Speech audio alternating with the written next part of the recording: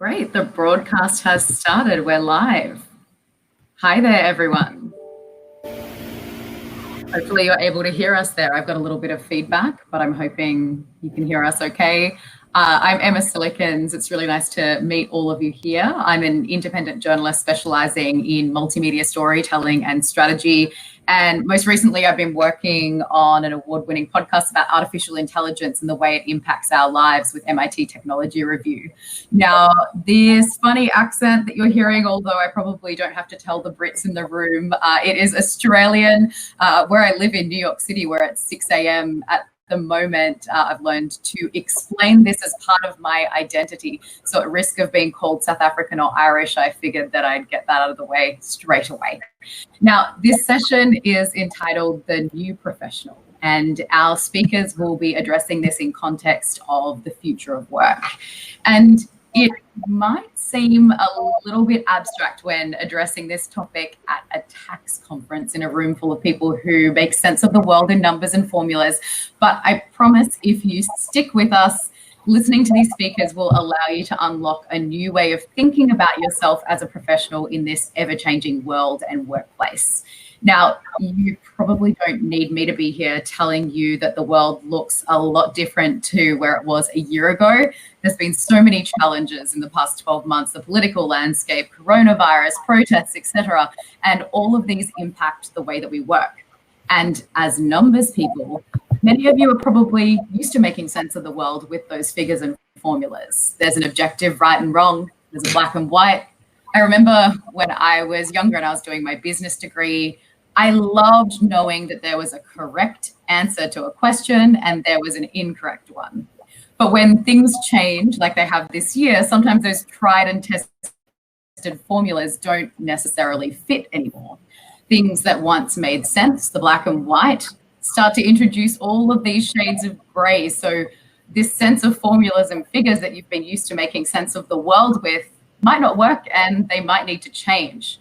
What I've learned throughout my career as a journalist and also in studying journalism is that arts and humanities have always had a less clean-cut way of looking at the world. If I remember back to my time in journalism school in a faculty that my university called creative industries, we'd regularly get grades that didn't make sense to me. I'd write an article one day and get a high distinction, the next it was a credit. I remember thinking how subjective all of this was because it was one person's opinion on a particular day, looking through a particular lens. And I yearned sometimes for that clean-cut nature of business school, the right and wrong, the yes and no, the black and white. All those shades of gray can sometimes be frustrating. And I know they were frustrating to me. But what it did teach me is that there's a lot of different ways to see the world and to see your role in it. It allowed me to address problem solving from lots of different points of view. It allowed me to build resilience, and it also gave me different ways of making sense of the world. And I think that's the beauty of the creative industries. Understanding those many shades of gray is what some of our speakers will be talking about today. They'll be examining the new professional through all of these different lenses in their study areas. So you'll hear about how our identity makes sense in relation to others, what the role of the new professional is in the context of organizational change, how we think of our job as part of our well-being rather than vital to achieving our well-being. And then we'll also have a Q&A where you'll get the chance to ask some questions. And if you have a look at the moment on the right-hand side of your session, you'll have a little tab that says Q&A. So that's where you can pop all of your questions in for this session because we've got a great lineup and I'm sure you're going to enjoy discussing this today, even if it is a little bit in abstract. I'd just love you to keep your listening in the space of how can this maybe change my mind about something or let me look at it through a different lens. Now, our keynote speaker today is Gwen Griffith-Dickson, and she is speaking on truth and other people. When it comes to us as a new professional, she argues that we're relational beings and who and what we want can't really be understood just in isolation or if we just look at the individual. We need to look at ourselves in relation to others, whether that be in relation to friends, intimate relationships, community, or society.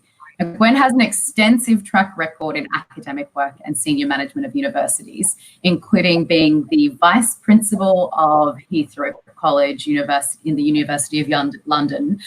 Gwen specialises in an interfaith approach to the philosophy of religion. She's also studied in psychotherapy. Now, back in 2001, Gwen became active in extremism, radicalisation and counterterrorism, leaving her senior university pond to found Lokahi. And I hope I've said that correctly, the Lokahi Foundation. Now, Gwen is no stranger to a stage or a virtual one. She is so used to speaking at events and conferences, and she's also published extensively. Plus, she created a program that was adopted by the EU. Now, I'm very much looking forward to the lens at which Gwen sees the new professional through. Gwen, welcome. Thank you so much, Emma, and thank you to Hansuke for holding the conference and also being brave enough to have a panel like this. I'm the most high-risk one, so if you want to go and make a cup of tea and come back for the application and listen to our other brilliant speakers, that's totally understandable. But I want to set out a kind of vision that at least some of our speakers will agree with, and I hope someone will rip into as well. That's a kind of picture of human beings and the question of who we are and what we are and how we know that. If there's only one takeaway point, happily Emma has already highlighted it, it's that who we are and what we are cannot be understood in isolation, but only in relation to other people. So what is that going to mean for your life, for your profession, and in the big picture? I think this insight holds good at the level of intimate relationships from babyhood onwards, where we don't pop into the world with a preconceived, hard and fixed idea of an authentic self that then has to work out how it relates to other beings. We're given who we are by the way that we are treated, by the way our caregivers nurture us or don't nurture us. This insight, I think, holds true in other intimate relationships, but it also reflects at the level of families and communities and all the various groups we're part of, and even at the level of society or at the national level. So on a common sense, everyday experience level, you already know from your own life experience that you as a mother or a father or a partner or a child of your parents is very different from the you who is an employee that your colleagues can rely on or not. And you as a best friend or as a brother or sister is different from you as the expert trusted advisor to a client. It might also be that the place that you're originally from is different from the place where you're working now. And you might feel that you're almost a different person in those two places.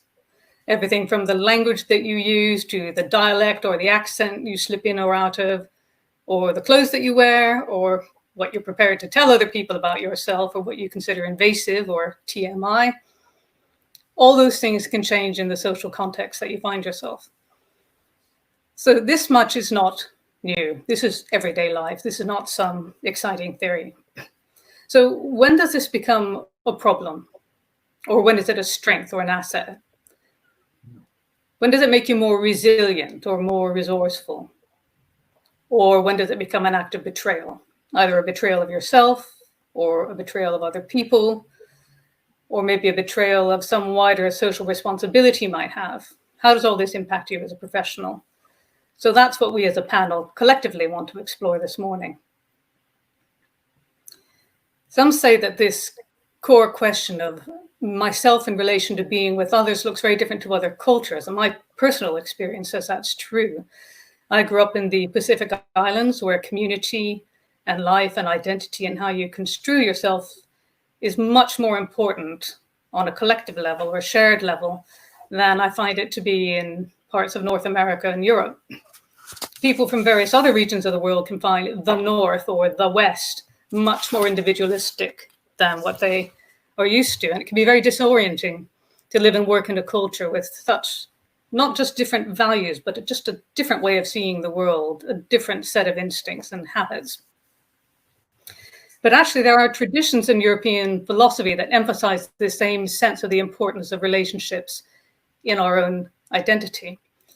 In particular, there's traditions in European philosophy that emphasize the importance of relationship and dialogue in our understanding of ourselves.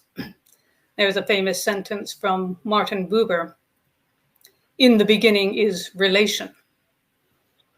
So for this strand from roughly the 18th century onwards, which has not been the dominant strand, but it's been persistent, it's kind of gotten to the water table, and some philosophers have chosen to drink from it.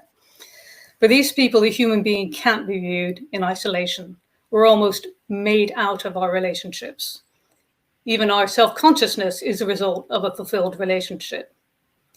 So only in this unity of what they tend to say, I and thou, or I and you, do we actually become fully human. Self-knowledge only begins with a knowledge of our neighbor. So only by discovering a you or a thou or a tu or a do, only then do we discover an I. So Martin Buber, as one exemplar, but not the first, writes, a person makes his appearance by entering into relation with other persons. We take our stand in relation. We share in a reality, that is, a being that neither merely belongs to us nor merely lies outside us. All reality is an activity in which I share without being able to appropriate for myself. Where there is no sharing, there is no reality. Now, in my view, it's not just a question of these one-to-one intimate relationships and how we adapt to them or how we're changed by them or even how we're created by them. It's also, for me, about how we see aspects of our identity itself, which only arise in a wider network of relationships. So it's like each of us is at the center in a pattern of concentric circles that make up our identity. And the boundaries of these circles also rope off what is not me or not mine in a given context. And we can expand or contract these circles and our sense of the limits of ourselves in seconds. Perhaps if we feel attacked or if we're happy about something or proud about something. So for example, I might be very firmly in the center core circle of my identity over against my husband. If we're having a dispute, then I'm strongly identified with him, with myself, and he's over against me as an opposite or as the other who confronts me. I might scale that out. Say if my child is being verbally attacked or bullied, suddenly my family becomes the circle of my identity. And that's the boundary of my identity. And an attack on my child is like an attack on me. Our gender, our race, our social class, perhaps, our sexual orientation, our religion, our community, our football club, or other sports affiliation, all sorts of interest groups, or even a medical condition. All of these things become part of our identity. That circle becomes we, and the we becomes all important over against just the I. That becomes the layers of who I think I am, who I come out strongly for, and how I see myself or what is myself in a given moment. So it's like we're constantly scaling up and scaling down through these expanding and contracting circles and identifying them with them or disidentifying with them in the conflict. If we win, if we're attacked, or someone in our group is attacked, they're killing our people in, naming somewhere where you personally are not, or they're killing us in, naming some location where you're currently not. Or if there is a cause for joy, all these highly emotive situations are often when this rapid scaling activity takes place in our core identity. So let's pause a moment and take a look at the opposite condition. What about people who refuse this core process of identification? So one of these German-speaking philosophers that I like to dabble in, much less well-known than Martin Buber, is Ferdinand Ebner. And he was given to creating long, abstract-sounding German words for his concepts, which people struggle to translate. So he has a really good one called Ich-Einsamkeit. And after many, many years of struggling to translate this, being in lockdown suddenly gave me the perfect word, and it even has the pun built into it. So you have to hear it with a bold and a hyphen. Isolation. I, me, isolation, but isolation in me, in myself. And what he's talking about here is not the condition of being alone. It's a condition of cutting yourself off from others and resting your identity and value and importance only in yourself. This gives you this sort of delusion in the fantasy that you can control yourself, and therefore you can control what is important to you, and therefore the existence of other people as powerful, serious factors is an absolute threat to you.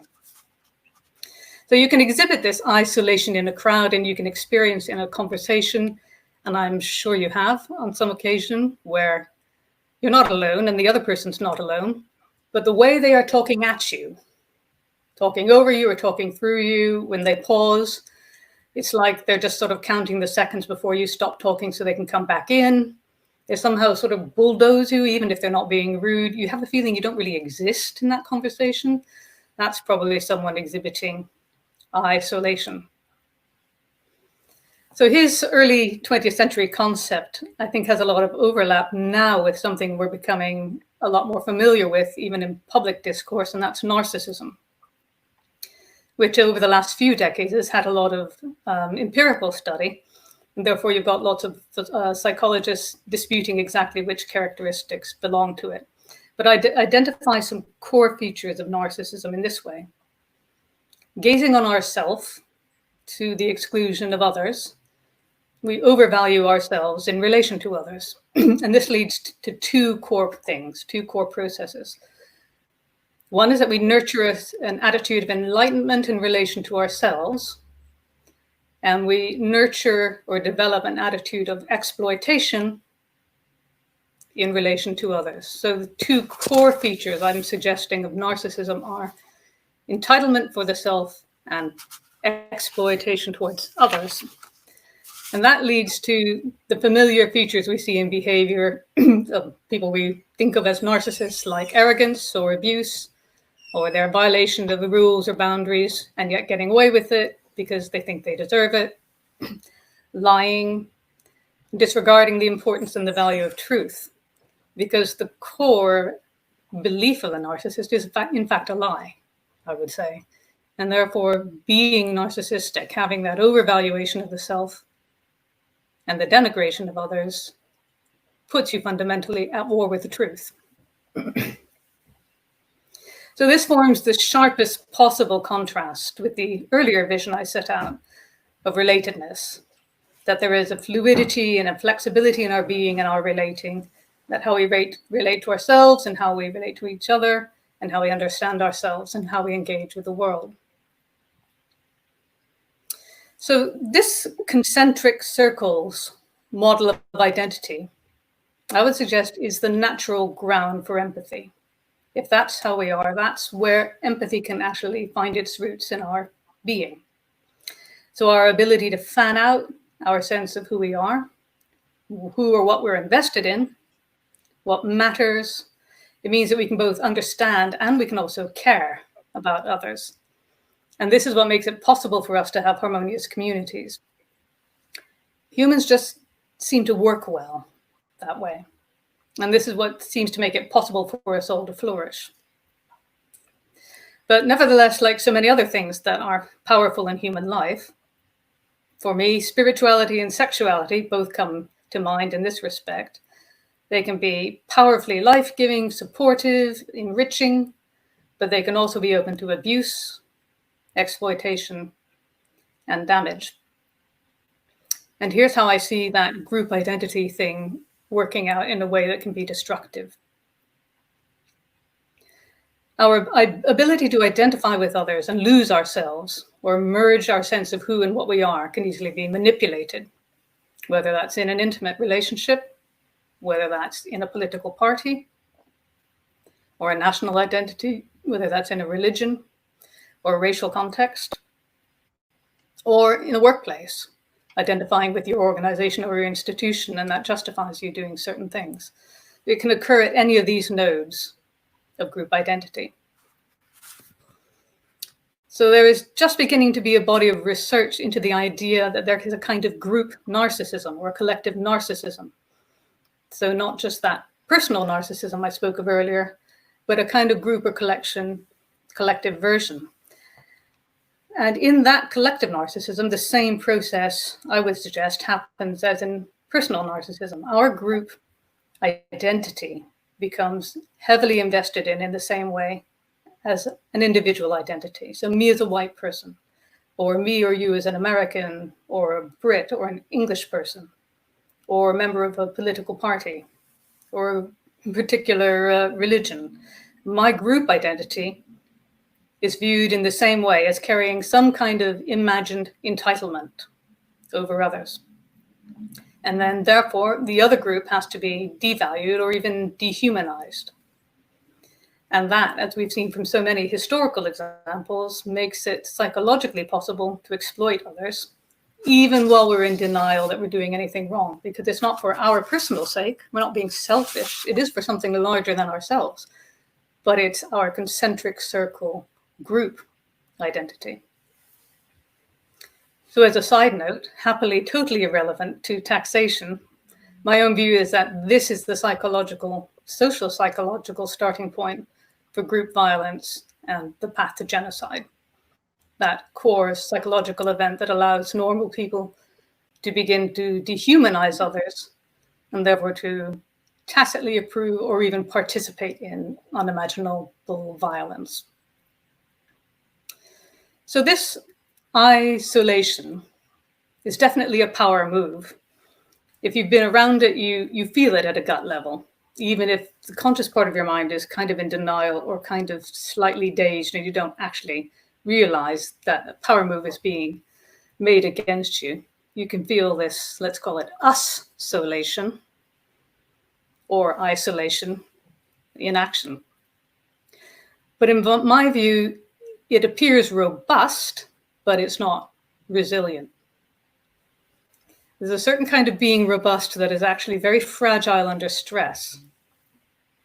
And to return again to the extremes of human experience, the psychology of interrogation and torture shows that the highly aggressive, the highly tough guy is one of the early ones to break down under certain kinds of psychological pressure. I would say that people whose whole identity and self-concept are built on this kind of lie, who need in some sense to be at war against reality, are actually fragile underneath. Because reality has this horrible way of suddenly being able to prove them wrong, to disprove their innate entitlement and sense of superiority. That's one reason on the individual level, narcissists can suddenly look insecure or vulnerable, whereas they seem so arrogant a few minutes before, because the whole of their identity threatens to come down in the face of a quite simple challenge.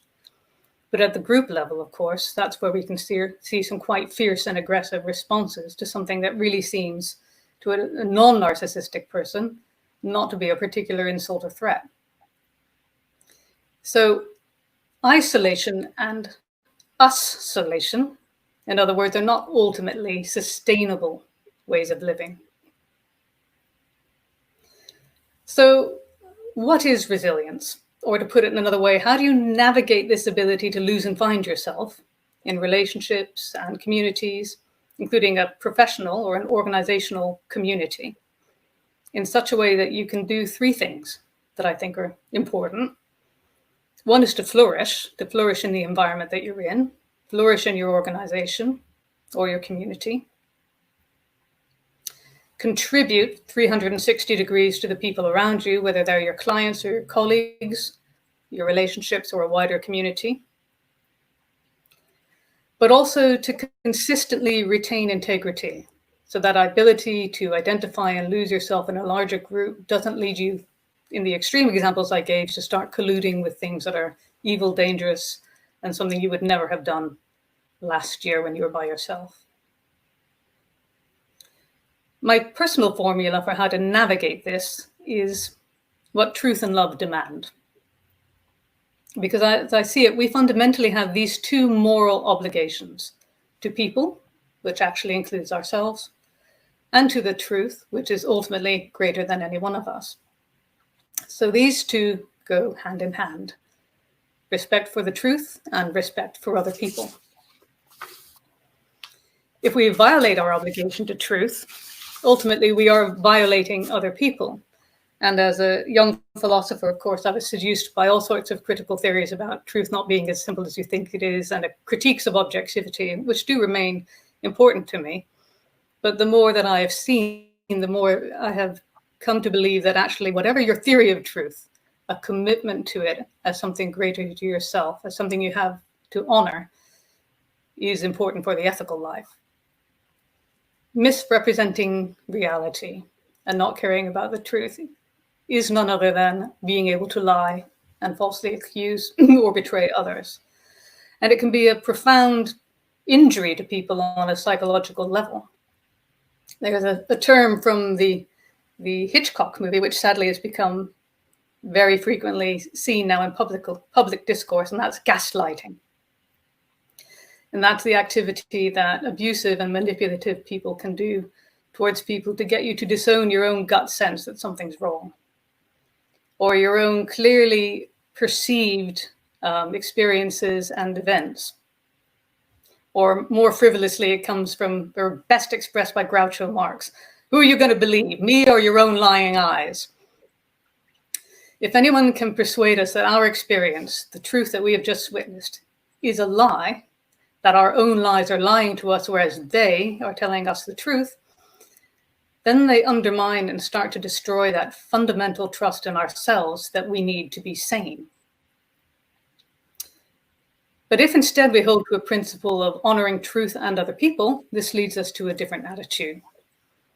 This fundamental stance on life needs constant maintenance.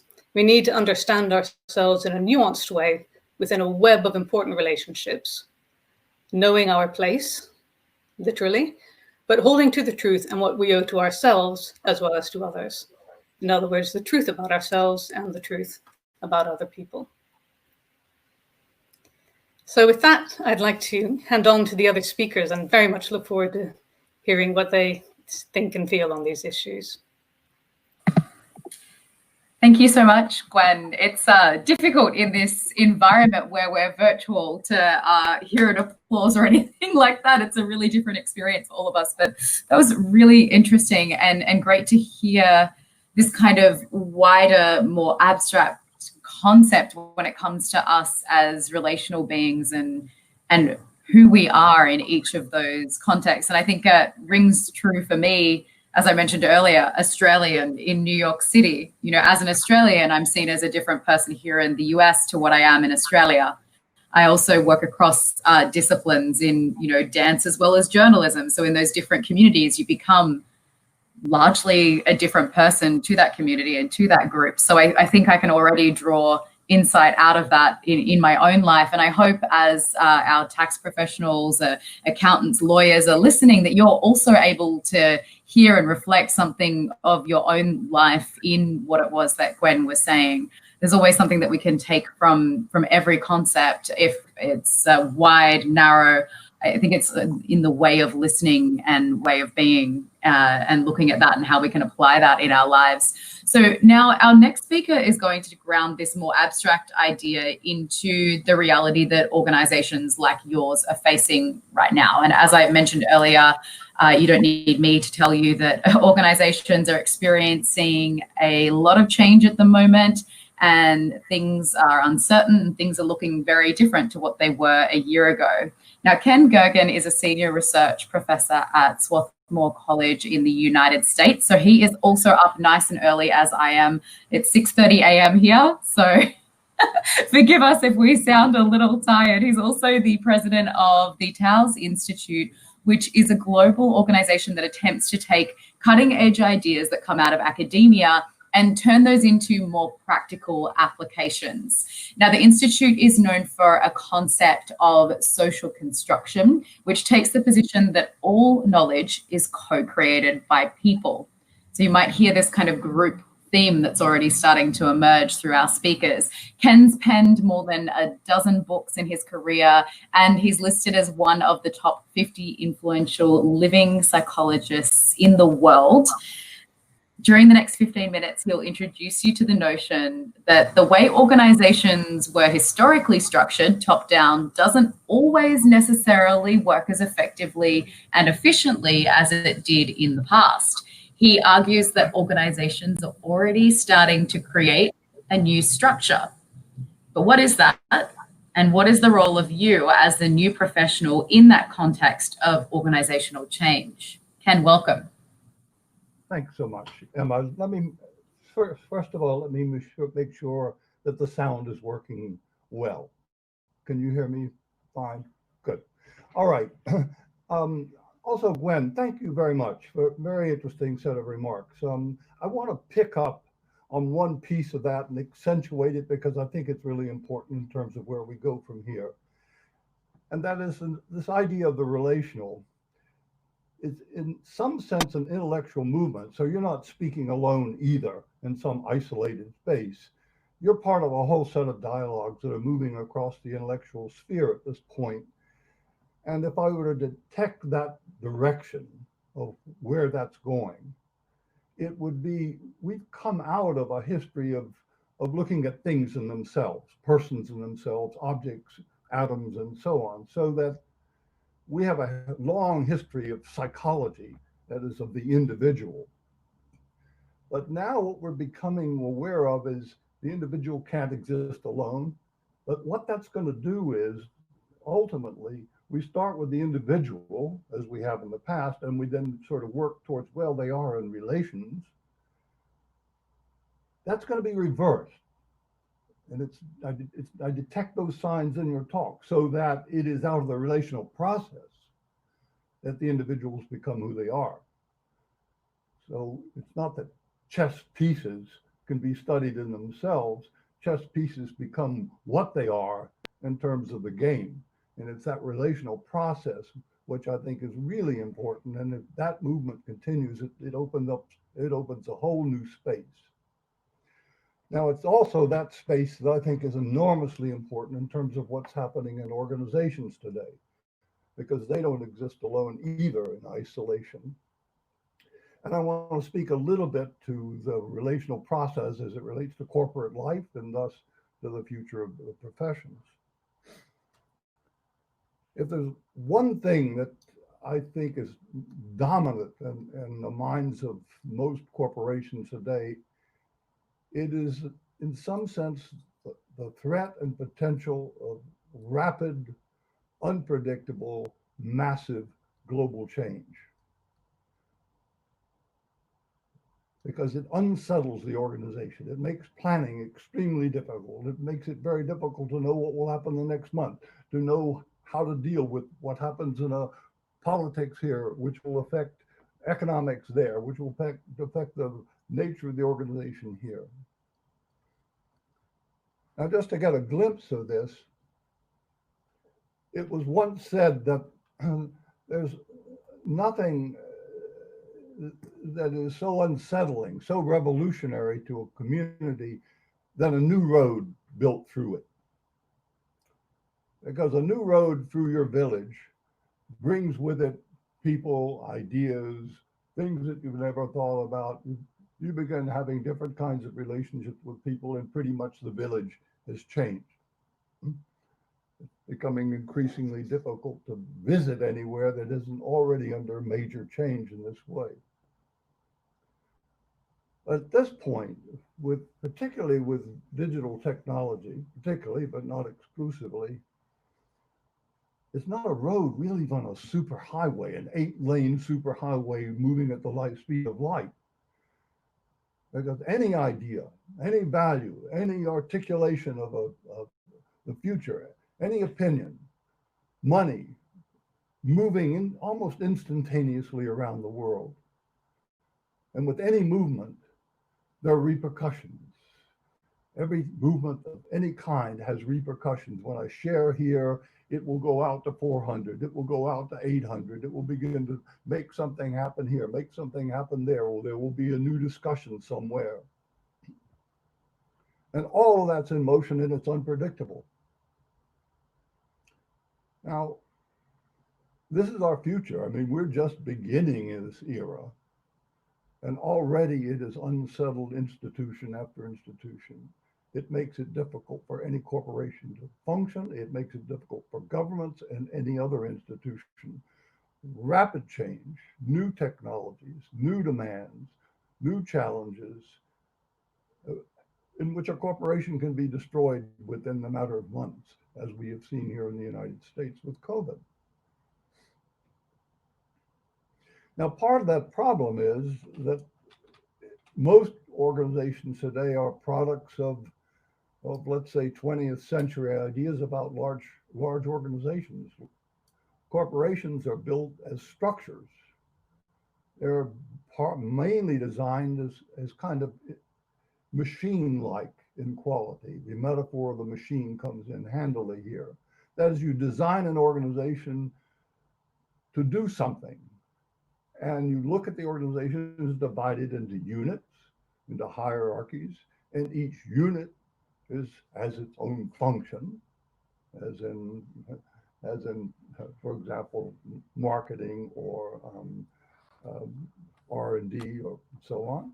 Each unit has its function, and each individual is hired into a unit because of some kind of professional expertise in that. And so if everybody does their job, if every unit does their job, the organization should function well. So the leader becomes a manager, basically a manager of a large machine. Now that kind of thinking is ideal if your circumstances are stable. As you've got inputs which you can rely on, you can produce outputs, and you can make that better and better as you go along. And if it doesn't work well, you can hire in consultants to sort of fix the machine.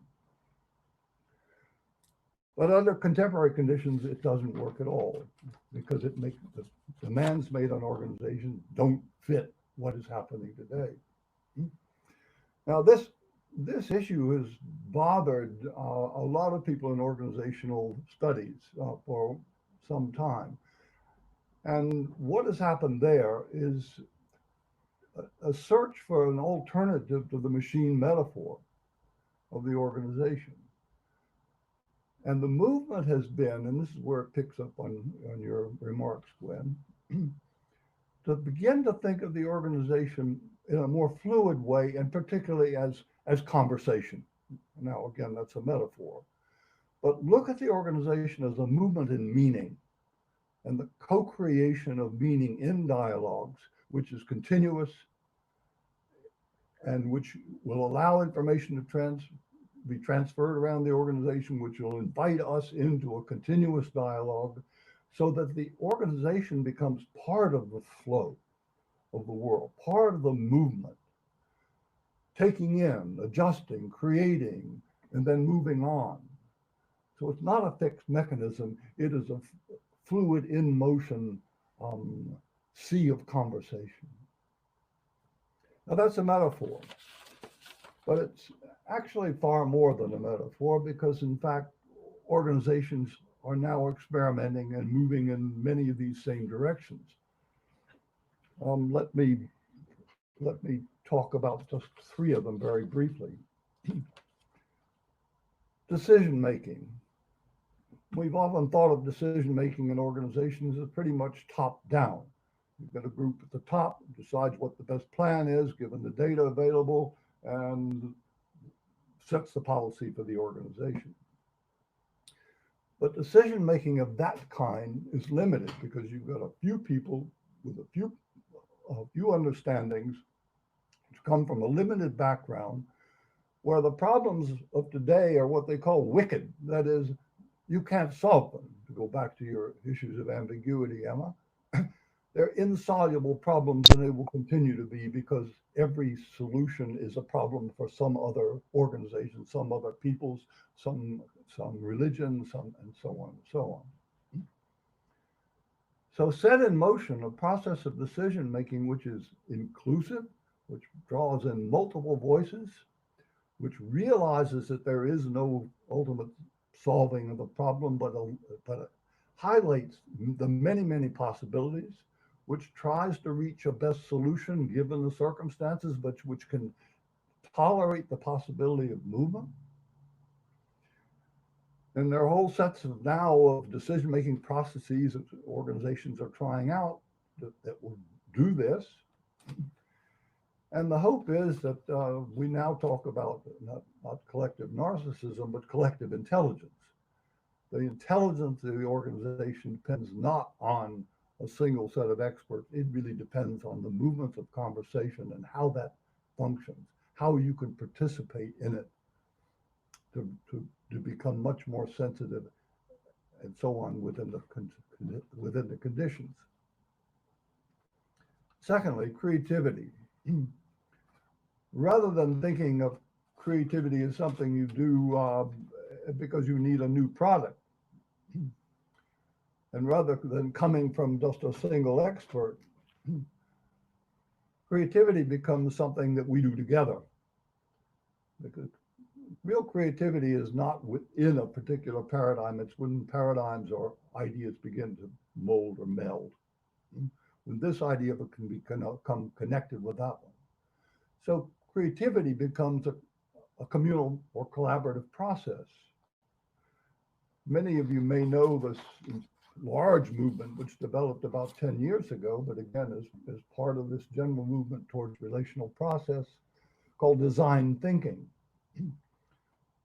where you in fact decide, look, let's not try to predict the future.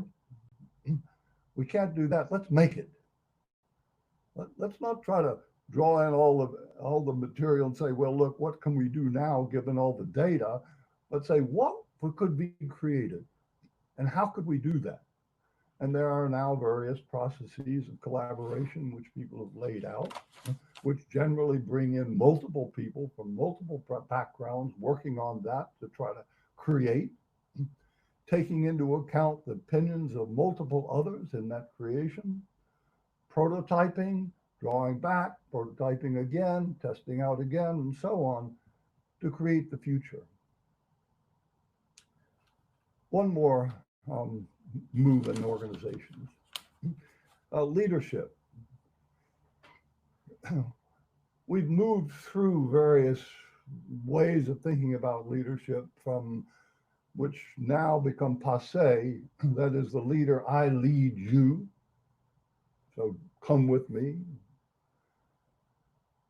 Towards more recently, the manager, I make it function, the causal model of the machine.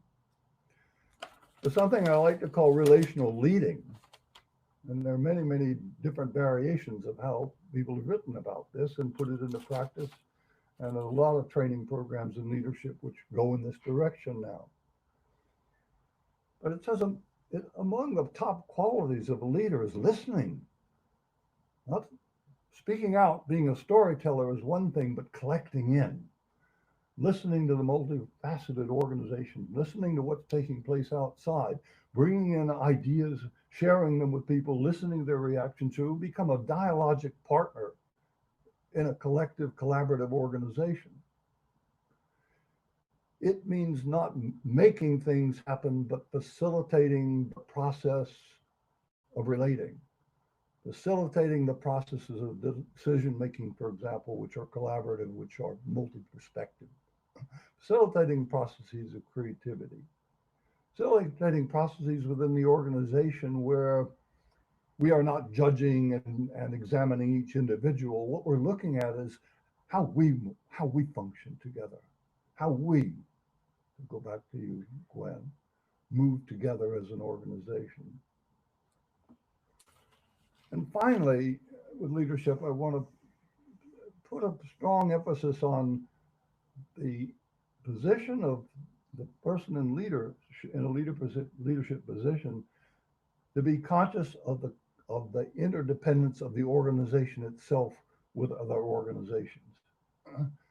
Because just as individuals don't exist well in isolation, and in fact, one can't imagine the possibility, nor can organizations. Every organization absolutely depends on its relationship with other organizations.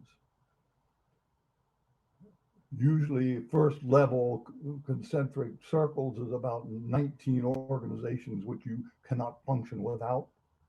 And of course, this begins to say those 19 also go on, so that in fact to exist in an organization at all is to exist in a relational process out of which you become what you are. That kind of sensitivity. Now, just as you did, Gwen, the sort of sense of idealism here.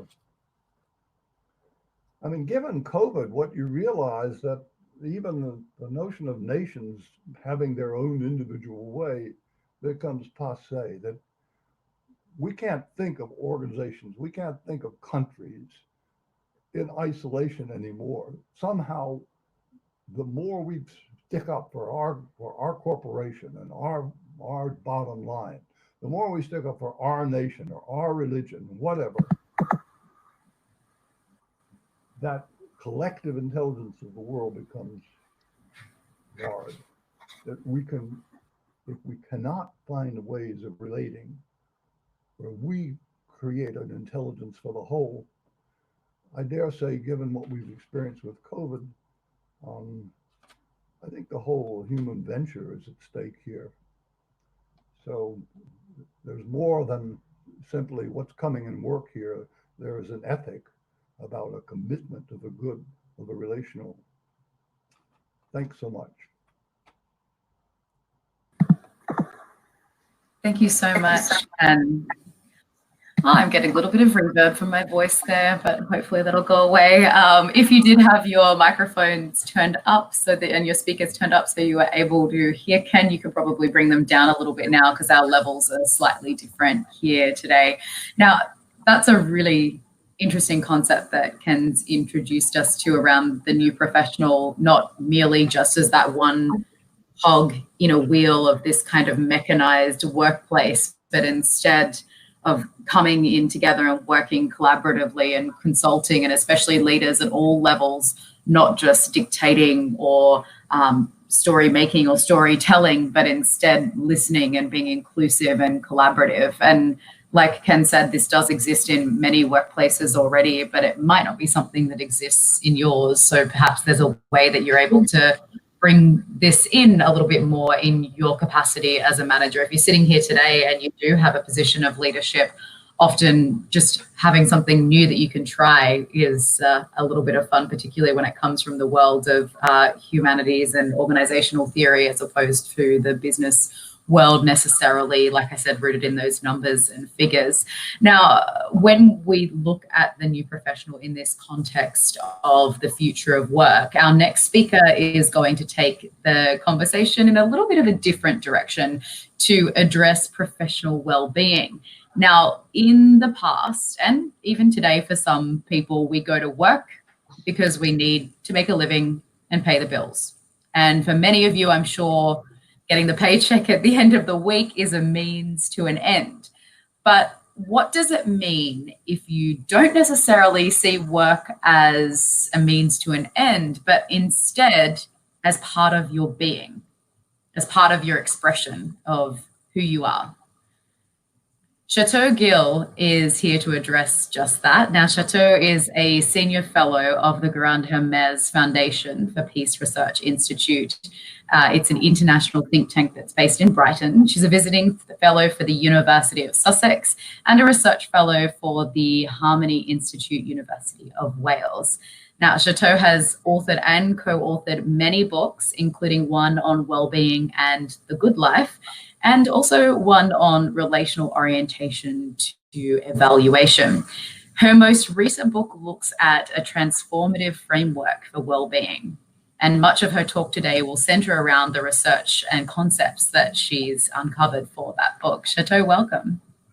Thank you very much, Emma, for the introduction, and thank you so much, Gwen and Ken, for sketching out this relational landscape and the increasingly interconnected global context within which I may further explore a conception, as Emma said, of the new professional, where in many ways you will have already highlighted the paramount place of work and in our professional life, but also in our well-being, at the core of which, as you highlighted, is our relationship with ourselves, each other, our world, but equally the significance of relational process through the metaphor of conversation in our organization and in our ethical life. A few years ago, Emma mentioned I conducted research about well-being, and it gave rise to the book Emma mentioned. This research has provided me with an opportunity to understand how people observed the contours of their life. Unsurprisingly, work was regarded as a central element to their well-being. However, for many people, especially those professional, high-flying professionals, work could be alienating or isolating, in Gwen's word, even a source of ill-being. Alienating because for some, work is equated to a job where there's a little scope to express who they are, nor engage in activities they are passionate about or find truly meaningful.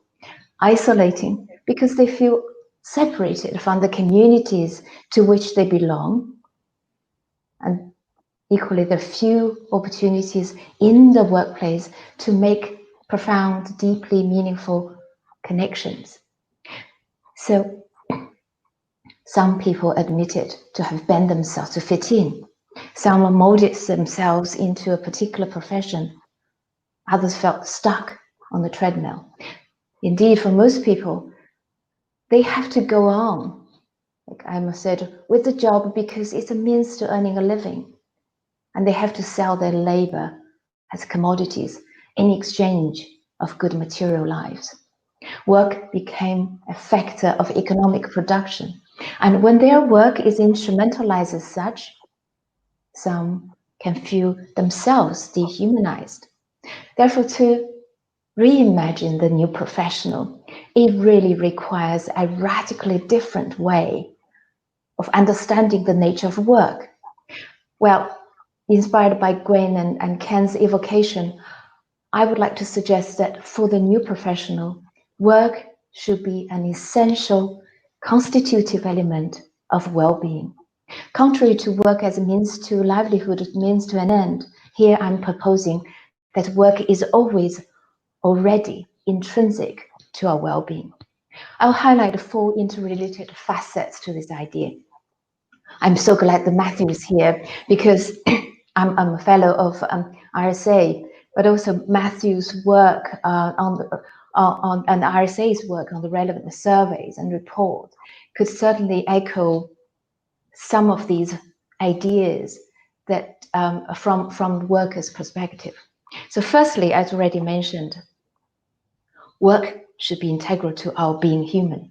Rather than instrumentalizing and commodifying work, for the new professional, work should be comprised in those desirable activities, a part of their good life, intrinsically valuable, satisfying, meaningful, and genuinely enjoyable. How many accountants or how many tax company leaders would say, my profession is my passion? Can we make it so?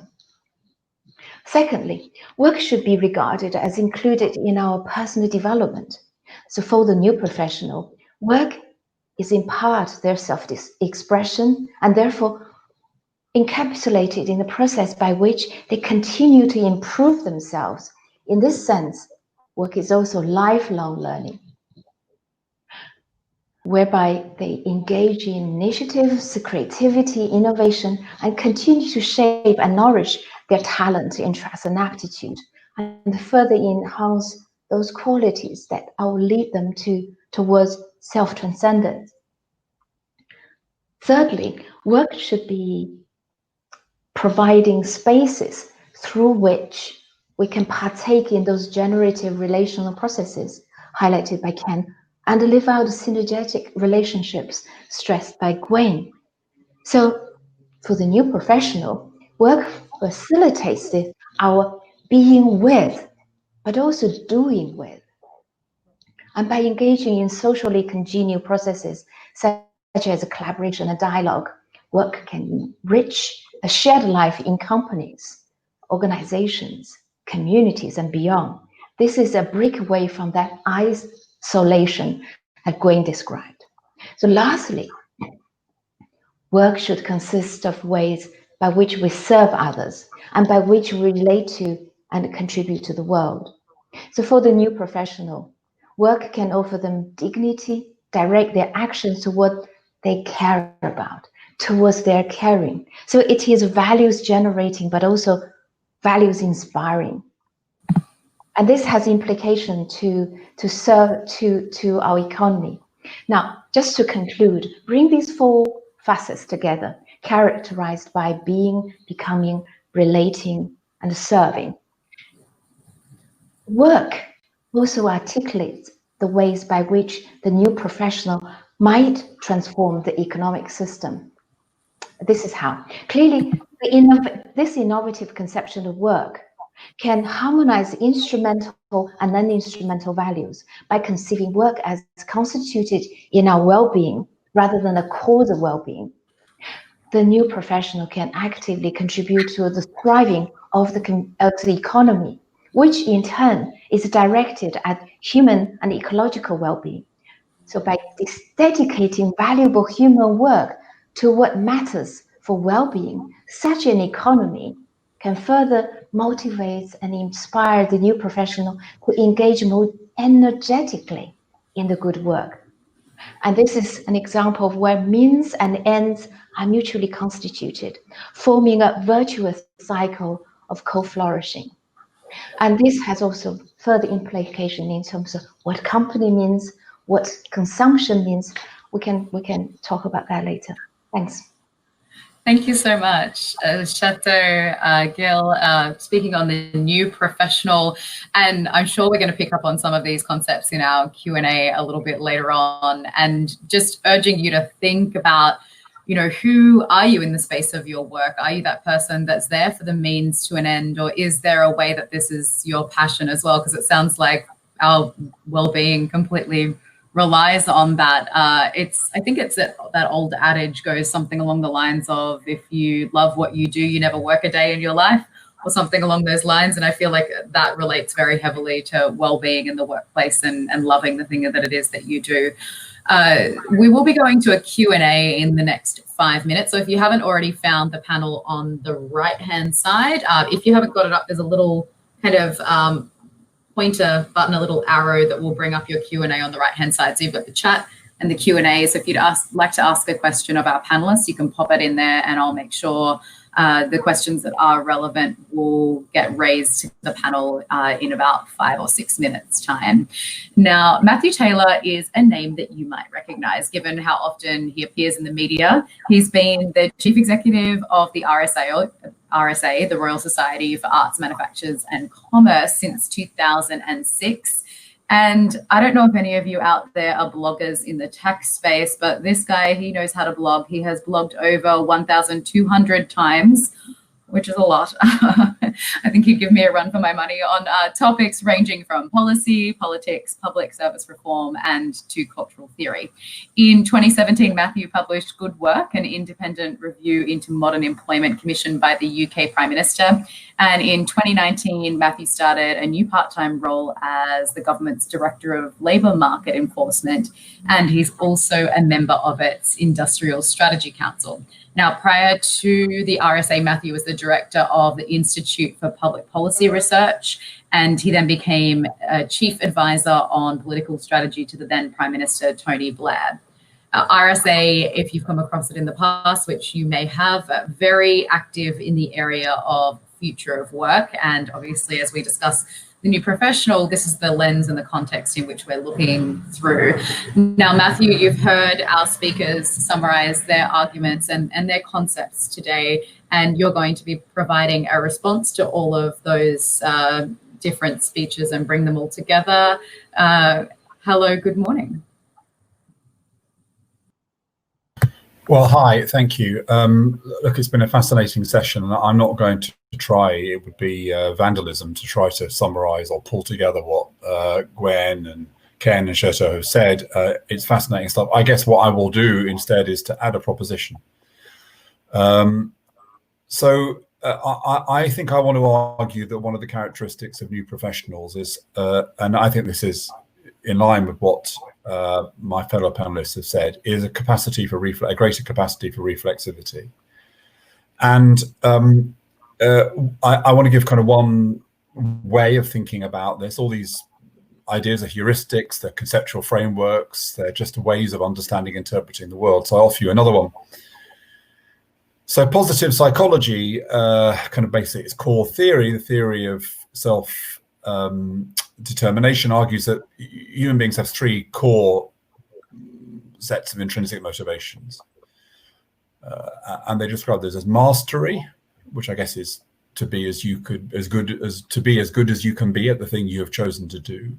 Autonomy, which is obviously freedom and choice, and connectedness, which is the group stuff that we've been talking about.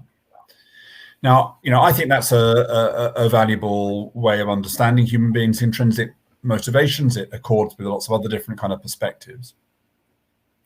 I think, however, that positive psychology, as its name implies, underestimates two things. It underestimates the fact that each of these motivations has, as it were, both a benign and a malign side, which is something that Gwen was talking about, I think, in relation particularly to togetherness or connectedness or solidarity, that to be in an in-group, you have to have out-groups, that our togetherness leads to other regarding behavior, and it can lead to idealism and self-sacrifice, but it can also lead to tribalism, resistance to change, defensive-ness, etc., etc. And the same can be said for our autonomy desires, that this can lead to us being creative and innovative and freedom-loving, but it also can lead to us being selfish, atomistic, narcissistic. And thirdly, our mastery drive, which I would kind of describe as our authority drive, the drive to kind of move up the hierarchy. That too, needless to say, authority has its benign sides and its highly problematic sides. So the first thing is we have to understand these drives as having benign and malign elements. And the second thing we have to recognize is that they are at war with each other. And here, in a sense, I suppose I'm echoing Freud to a certain extent. You can kind of see these drives as crudely lining up with Freud's theory of the human personality. And the insight that Freud offers is that the different parts of our personality are continuously at war.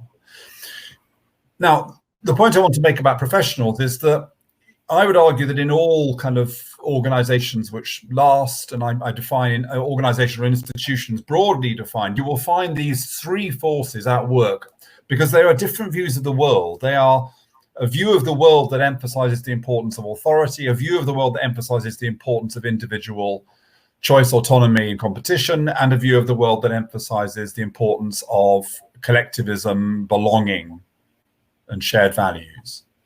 And in all organizations, you will see these motivational systems at play. People will do what they do because they're told to. They'll do what they do because it's what they want for themselves, and they'll do what they do because that is what people like them do in their tribe, in their group, in the group, as Gwen was saying, that one of the concentric circles to which they belong.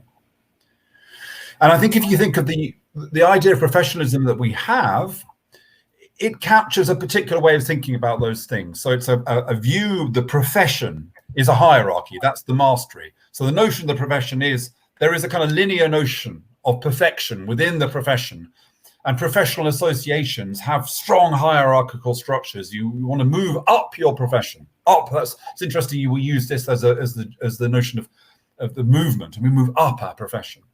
But secondly, of course, professions are ways of individuals protecting their interests. I mean, they are created so that individuals can, to a certain extent, to assert their skills and their competencies and, on the other side, rent seek, basically, by excluding the non-professionals.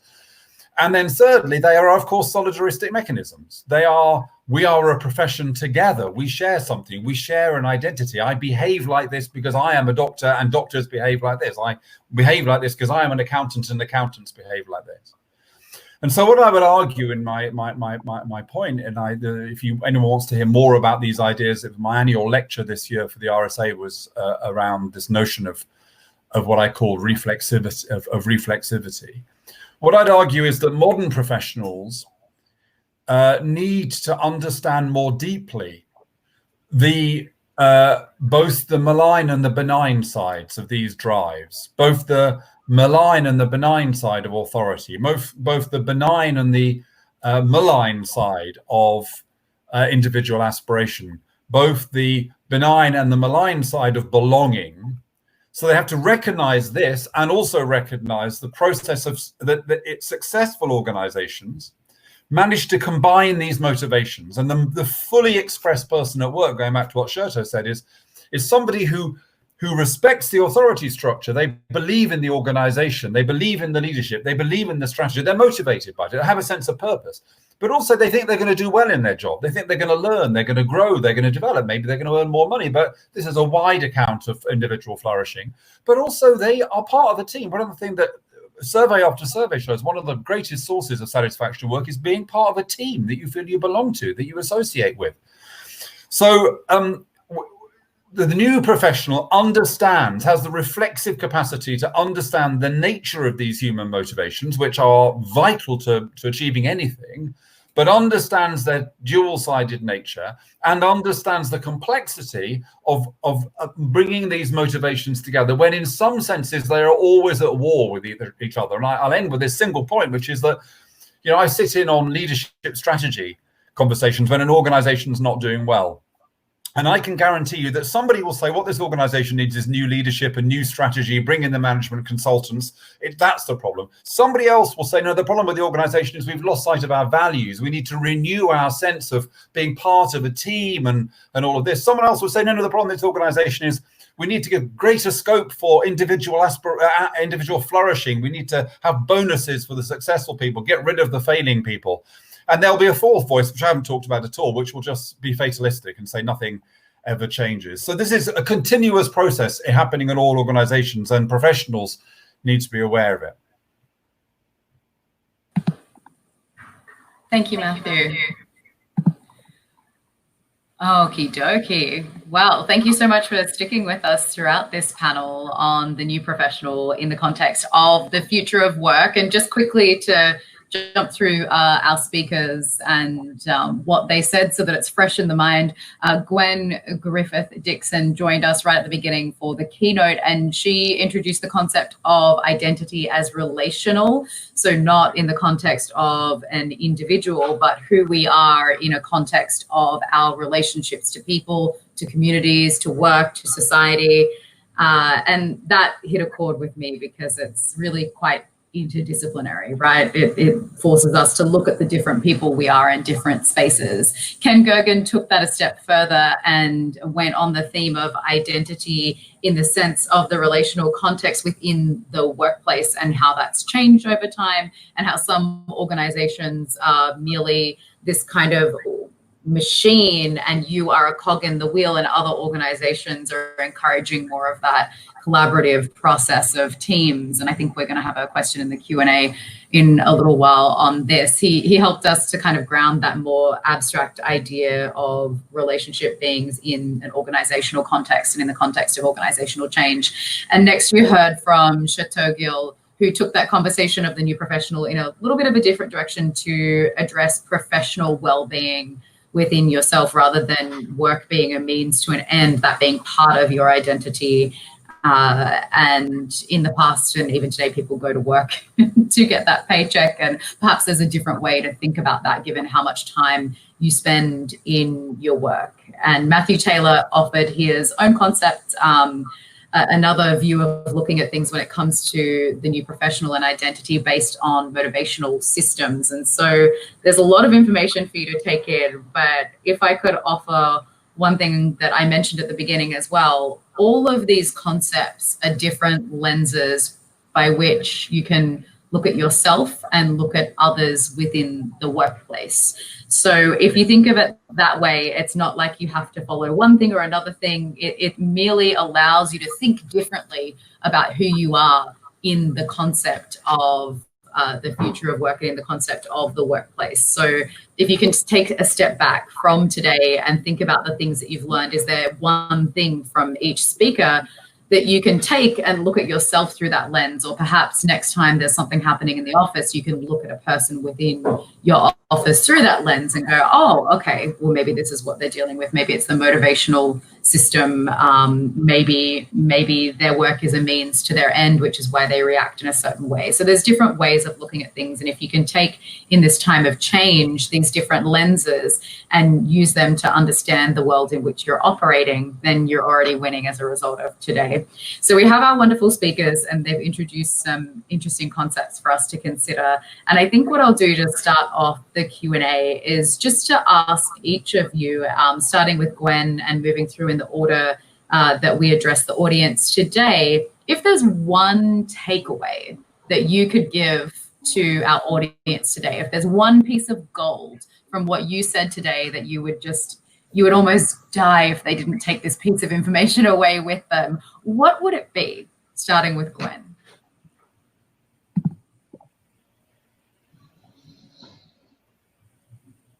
I think you may be on mute, Gwen. So sorry. Keeping it really, really short, because I know we don't have much time left. Something we've all wanted to say without using this word was a rhythm and this interplay, balancing, for example, in Matthew's point, the three levels, that to some extent he described it as war, or me with scaling up and scaling down between just me through to wider communities. Each of us have talked about these different sense of balance and flow you need to get between some things that we need to hold in tension. So it's that ability to have the grace and the flexibility and the reflexivity, to use Matthew's word, to move between these different pushes and pulls. I think that's a lot of what resilience consists in. Thank you, Gwen. Ken?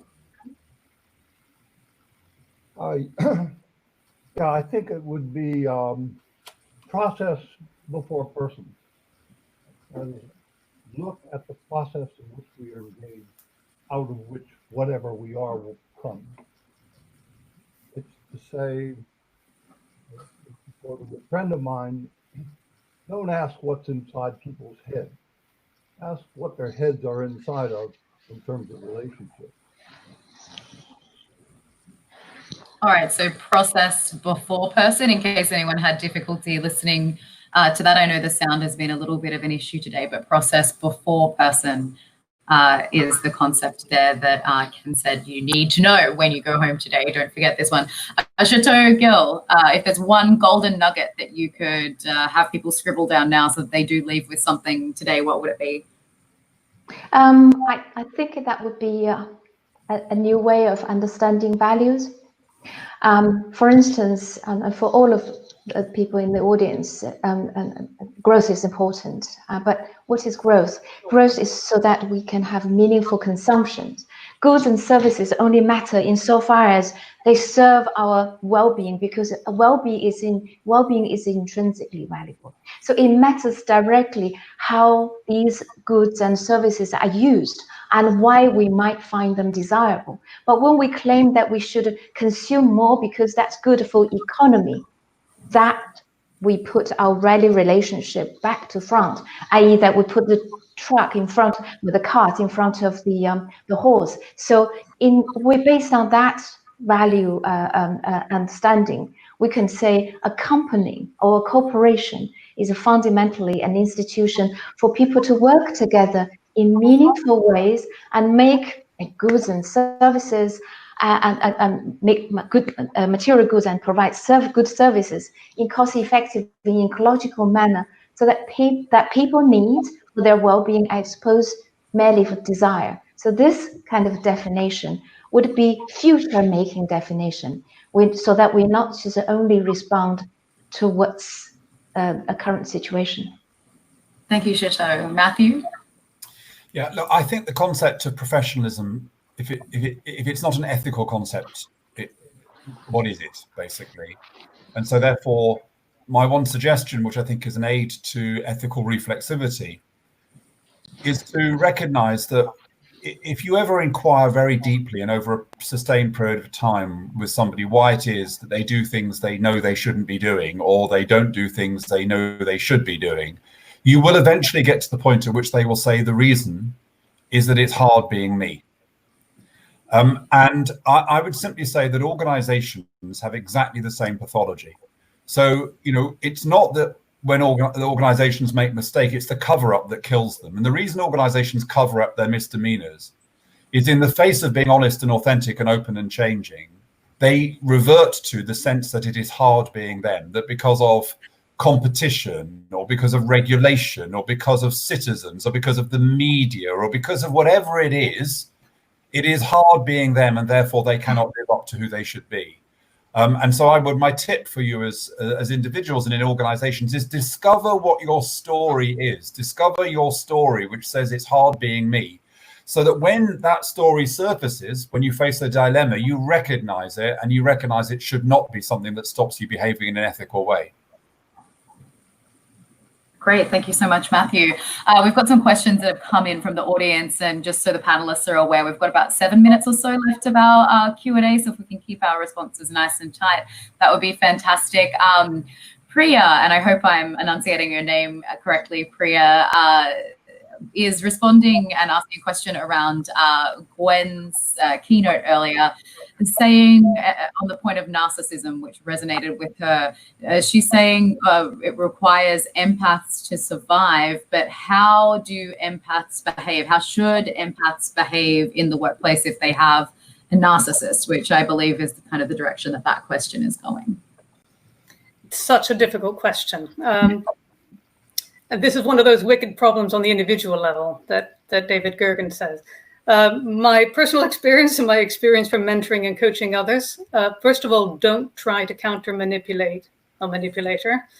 Don't come up with a very clever thing that's going to outsmart them, because even if you actually think you are more intelligent than they are, which you might be, they are simply better at this than you. And they're willing to make this their full-time occupation, and you will not, because you actually do things that you think are important. And also, do not underestimate that hypocrisy is not a problem and fair play doesn't exist. So if you once do something that it's a little bit sly, even if it's for a good purpose, the fact that they've done that 100 times is irrelevant. They will have you crucified for doing that. So keep yourself clean, be boringly factual, be clear, ask clear questions, expect clear answers. If they spend half an hour taking you down a rabbit trail and you're ready to start self-harming, still get that clear answer. And it sounds very boring, but stay ethical, straightforward, superficial, and never make yourself vulnerable. Even trying to share your feelings, which is what a lot of assertiveness training and conflict resolution tells you to do. Don't listen to that. It's not safe. Don't share your feelings. Don't make yourself vulnerable. Keep it very professional and computer-like. Thank you. Scherto, there's a question for you. If the mental health of individuals can be improved by work, what must managers do? And this question comes from Ali. Thank you, Ali. Yes, that's interesting, because we'll take education as an example. At the moment, education, instead of, some people say, instead of a right to children, it becomes a prison for children. A lot of young people, because of the pressure of exams, they suffer. So for leaders in organizations to understand the cause of mental ill-being, and we need to look at our organizational processes. Are there lots of listening, dialogue, and cooperation? Are we putting too much pressure? Are we measuring our employee too much? Are we putting targets and objectives and goals and so on over the importance, the contents of the work itself? And these are the hallmark of managers and leaders, but this is what ultimately contribute to ill-being. So what to do? We could change the way we evaluate processes, organization processes, but we also change the way that we engage the work, so that it is not a single-lined putting too much pressure and stress on the individual, and thereby so much competitions and so on. I mean, Ken and Gwen both offered much more a richer relational process for us to engage. Thank you, Scherto. And we've got one last question, and hopefully you'll indulge me in answering this one. I know we're close to the end of the panel, but fingers crossed we can get in on time. Jake Davis has asked, and I think this is probably best directed towards Ken, this way of thinking about group identity has complex implications for organizations. Jake is arguing that teams do not always work effectively together, share the same perspectives, nor can they face the same challenges. Surely group identity is unrealistic, unattainable, and it's more practical to look at the complexity of the more individual components, independent people. Ken, what would you say to that? I think identity of any kind is a rather dangerous concept. I mean, to identify the organization is to identify a bounded unit, separate from others, independent of others. To identify an individual person is, again, to take someone and to put a boundary around that person. So identity in itself is already done, in some sense, in language to isolate. So the question is, how do you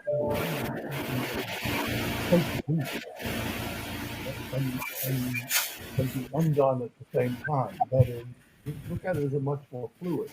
You take Gwen's earlier comments about the movement of a person across relationships and the fluidity of that, what they become, it's hard to sort of understand that as a single unit. It's a continuous, you may call it by the same name, but it's a continuous flow. So look at identity as something that is transient, it's a concept, it's useful for purposes, but once you start dividing up people in terms of those things, like nations, like their corporations, like their religions, and so on, once you start putting identities around those, you've already set up the ground for conflict and for problems. Thank you, Ken. It looks like we've got a little bit of feedback in that line, and I'm not sure if you're receiving that as well. But essentially, Ken was encouraging you to look at that concept of identity with more fluidity. So that came from Ken here this morning, and I believe it's almost afternoon, or it is afternoon where you are in the UK. I would love to, if you can put together a virtual applause. I know we can't hear you, but a virtual applause for our amazing panelists and speakers today.